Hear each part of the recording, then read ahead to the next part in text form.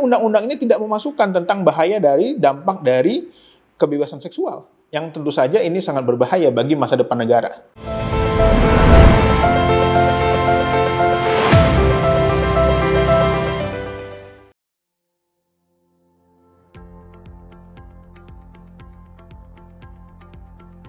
Ya, kalau kita lihat dari susunan naskah akademik atau draft awal yang diajukan, ini tentu saja sangat berpihak kepada paradigma feminisme.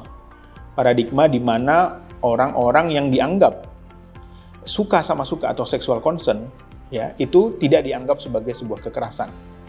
Ini tentu saja bertentangan dengan nilai-nilai Undang-Undang Dasar Negara Republik Indonesia, Pancasila, dan tentu saja landasan agama yang dimana bangsa Indonesia ini adalah bangsa yang sangat terdepan dalam menjalankan perintah agama. Kader-kader PKS, ya, dimanapun berada di seluruh Indonesia sudah punya namanya Rumah Keluarga Indonesia. Banyak sekali membantu korban-korban kekerasan seksual. Jadi jangan disalahartikan bahwa kritis atau penolakan ini karena kita mendukung kekerasan. Tidak, PKS adalah partai yang terdepan dalam penolakan kekerasan seksual. Kalau begitu berarti kalau memang itu sangat fundamental betul berarti ya. Berarti apakah itu memang bertentangan juga dengan Pancasila dan Undang-Undang Dasar? Ya, tentu saja, karena terus terang yang ditarget dari undang-undang ini adalah pelaku kejahatan seksual. Tetapi orang-orang yang dengan bebas berzina, homoseksual misalnya, yang kelompok yang memang banyak banyak melakukan perbuatan-perbuatan asusila, itu tidak dianggap sebagai sebuah kejahatan. Ini tentu saja sebagaimana amanat dari keputusan Mahkamah Konstitusi yang meminta memasukkan pasal ini di dalam RUU KUHP. Sehingga kami berpandangan bahwa undang-undang ini tidak komprehensif.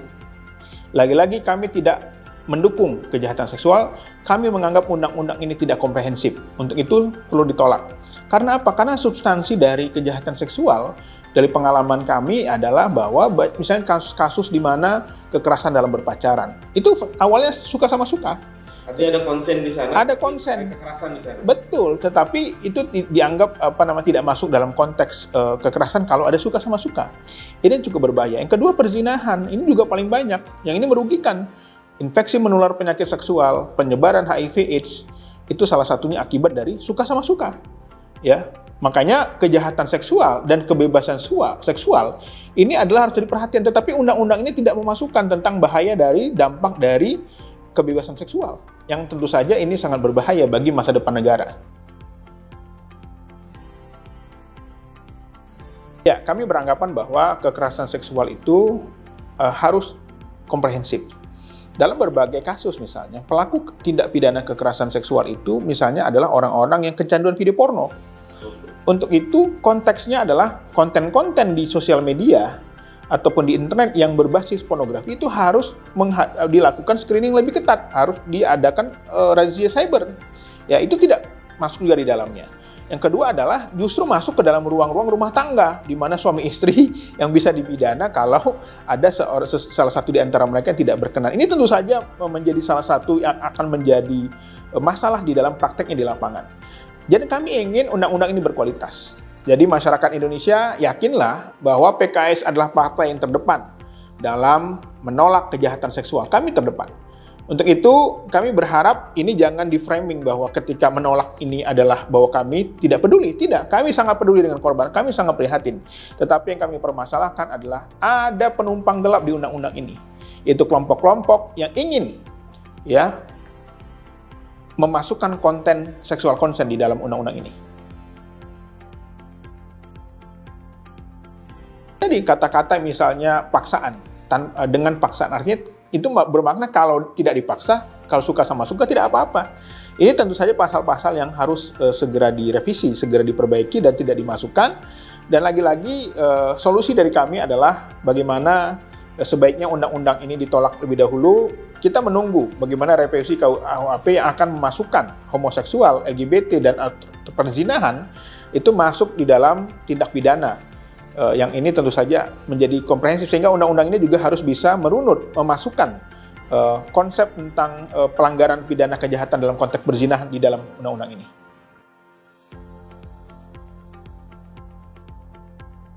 Iya, ini penting ya bagi masyarakat karena RUU ini tidak sama sekali menyentuh aspek-aspek sendi masyarakat yang sekarang sedang rusak. Contohnya apa? Pergaulan bebas, free sex.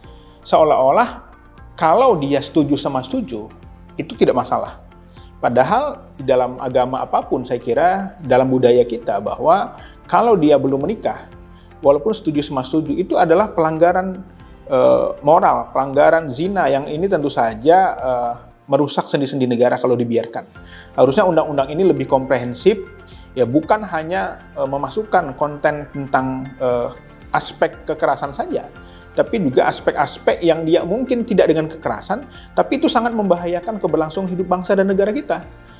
Bagaimana mungkin akan banyak terjadi hamil di luar nikah, akhirnya aborsi, itu harus juga masuk dalam konteks ini. Jadi menurut saya RUU ini harus menunggu dari revisi dari tentang RUU KUHP yang memasukkan tentang pasal perzinahan sebagai tindak pidana.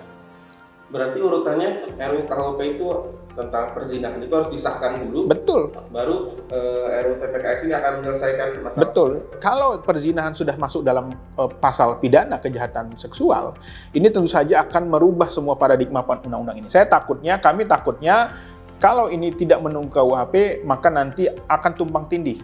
Karena perzinahan, rekomendasi Mahkamah Konstitusi adalah sebuah kejahatan ataupun sebuah perbuatan yang memang bisa ditetapkan sebagai pelanggaran hukum.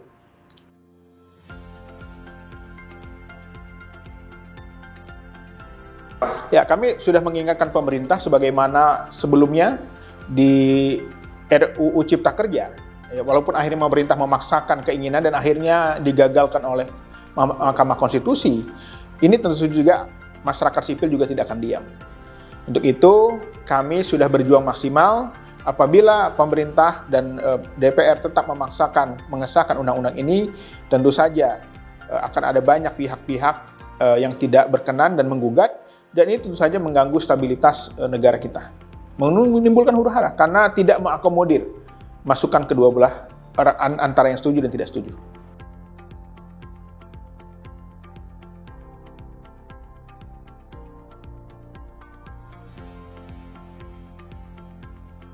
Karena paradigmanya sudah mengarah kepada sexual consent, yang ini tentu saja sehingga di belakangnya semua nyerunutnya sama, arahnya ke sana.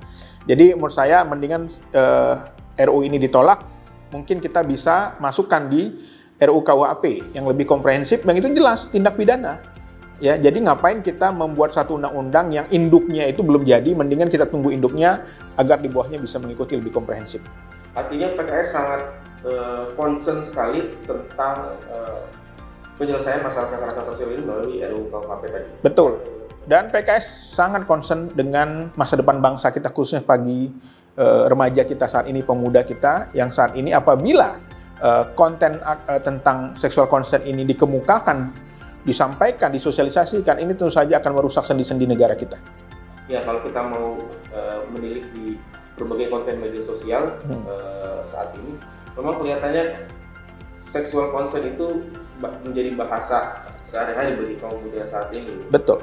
Ya karena memang justru sexual consent itu sangat berbahaya. Ada kasus ya, saya kebetulan seorang psikolog, di mana orang berpacaran suka sama suka, tetapi ketika si pacarnya hamil, si cowok meninggalkannya. Artinya suka sama suka ini justru lebih berbahaya dari kejahatan yang sebenarnya. Karena bermodus suka sama suka ini akhirnya menimbulkan anak-anak di luar nikah, menimbulkan depresi, menimbulkan keinginan bunuh diri, karena dari awal suka sama suka itu diberi lampu hijau. Gitu. Oh, jadi udah nggak ada lagi sih mirip India gitu ya? Iya, jadi ya suka sama suka. Kumpul kebo, digerebek nggak bisa. Kami kan suka sama suka. Ini berbahaya sekali. Jadi karena norma-norma agama kita Pancasila sudah jelas ketuhanan yang Maha Esa. Negara Kesatuan Republik Indonesia dalam undang-undang ya jelas sekali tentang pembukaannya bahwa negara kita ini berbasis religius ya. Bayangin pembukaan Undang-Undang Negara Republik Indonesia bahwa sesungguhnya ya kemerdekaan itu adalah hak segala bangsa. Kemudian lagi kata atas berkat nama Allah yang Maha Kuasa. Kemudian sila pertama kita ketuhanan yang Maha Esa. Orang yang mengakui adanya Tuhan tentu saja dia menjalankan perintah agamanya. Ya, karena tidak satu agama pun yang melegalkan perzinahan. tidak satu pun agama pun di muka bumi ini, di Indonesia ini contohnya yang misalnya melegalkan homoseksual karena bertentangan dengan nilai-nilai dan norma agama dan masyarakat. Iya. Kalau sekarang bahasanya lebih keren lagi. Apa? Kalau dulu namanya kumpul kebo, sekarang FWB. Apa tuh? Friends with Benefit. Namanya Friends with Benefit. Ya itulah makanya kenapa kita mendorong agar direvisi di Undang-Undang KUHP itu konten-konten tentang perzinahan ini dikategorikan sebagai tindak pidana kejahatan. Sehingga ini bisa melindungi para generasi muda kita, melindungi pemuda-pemudi kita dari pandangan-pandang barat yang tidak sesuai dengan nilai-nilai kita. Karena bagi bangsa Indonesia, kumpul kebo ataupun seks dengan suka sama suka adalah sesuatu yang dilarang oleh agama dan nilai-nilai bangsa kita.